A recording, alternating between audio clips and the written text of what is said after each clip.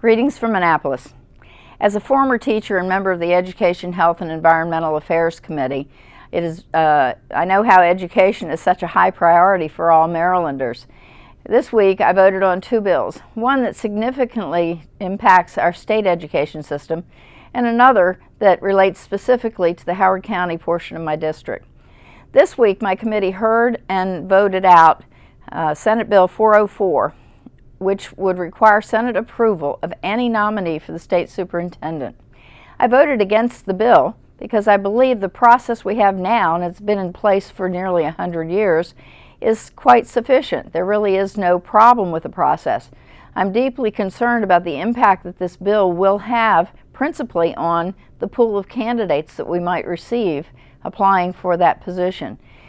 With the two-part process being appointed by the board and then having to be confirmed by the Senate, I'm concerned that people might not be willing to leave a job they're secure in right now with the possibility they might not be confirmed.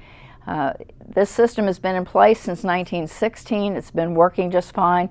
There's been no apparent problems with the process. It is simply an attempt, I believe, to curtail the power of the governor and to inject the Senate into a system that's already been working fine.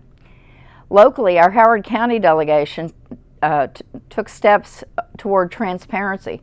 We had a bill initially introduced that would provide penalties, actually, for someone that did not provide information requested by a parent. But the bill was somewhat problematic.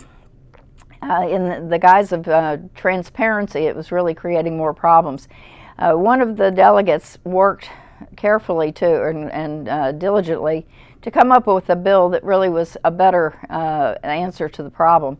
And what it does is it doesn't put more penalties in. What it does, it asks for a report of what requests have been made, how many of them, and how many have been denied and for what reason. So we'll have better information to make a decision as the bill might come up next year.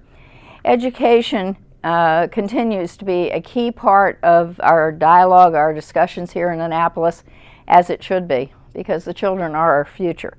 Governor Hogan is investing a record amount of money into education this year. In return, the taxpayers of Maryland deserve to know where that money's going, and that we need to hold our school system officials accountable both for the money that they're getting and also for how they're handling school issues. I think both of these bills are very effective tools. We'll see how it goes for the future.